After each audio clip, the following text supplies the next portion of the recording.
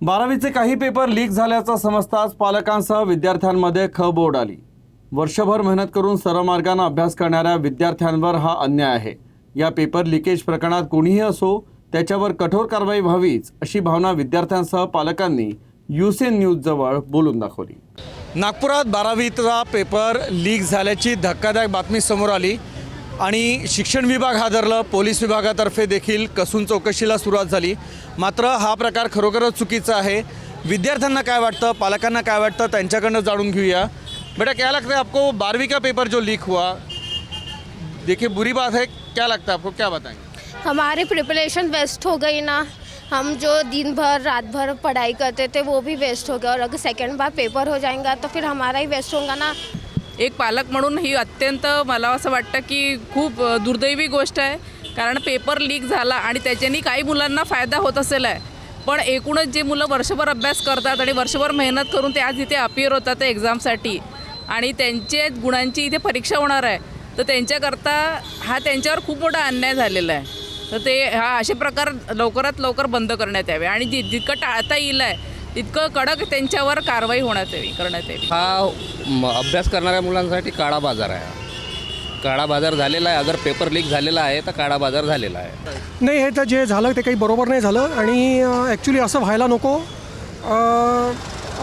हे ॲक्च्युली कुठे ना कुठेतरी हे असं थांबवायला, म्हणजे हे जे प्रकार पाहिजे आहेत हे कुठे ना कुठेतरी थांबायला पाहिजेत। आणि डेफिनेटली म्हणजे जे मुलांवर तर जे वर्षभर जे मुलं अभ्यास करतात इमानदारीने, त्यांच्यावर तर डेफिनेटली अन्याय आहे।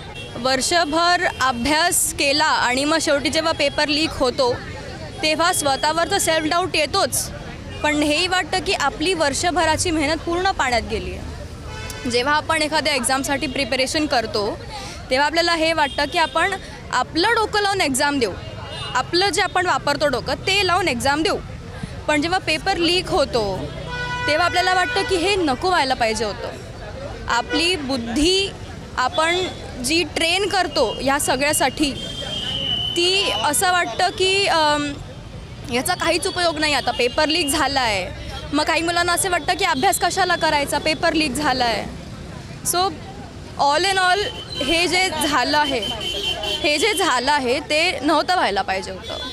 प्रिपरेशन पुन्हा करावं लागेल, जर का लीक झाला असेल तर पुन्हा द्यावं लागेल। म्हणजे पुन्हा जर पेपर घेतला तर पुन्हा तुम्हाला मेहनत करावं लागेल याची भीती वाटते। हां, नाही, लीक तर व्हायला नको आणि ही फार मोठी धक्कादायक बाब आहे।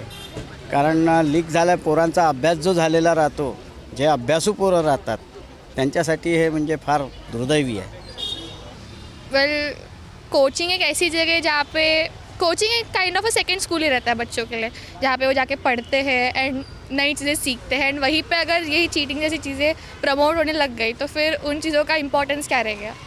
नाही, पालक म्हणून मी हे म्हणेल की बा मुलांनी एवढी मेहनत करून राहिले, जे नॅचरली मेहनत करून राहिले आणि हे व्हायला नको असं मला वाटतं आहे।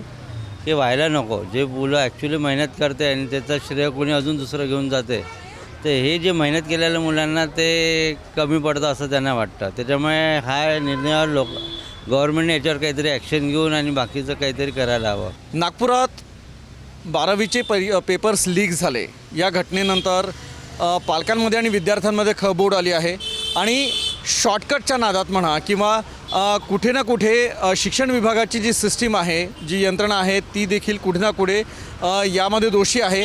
मात्र जे मेहनत करतात आणि जे पण विद्यार्थी मनापासून अभ्यास करतात त्यांच्यासोबत हा अन्याय आहे। त्यामुळे यात जो कोणी दोषी आहे त्याच्यावर कठोर कारवाई व्हावी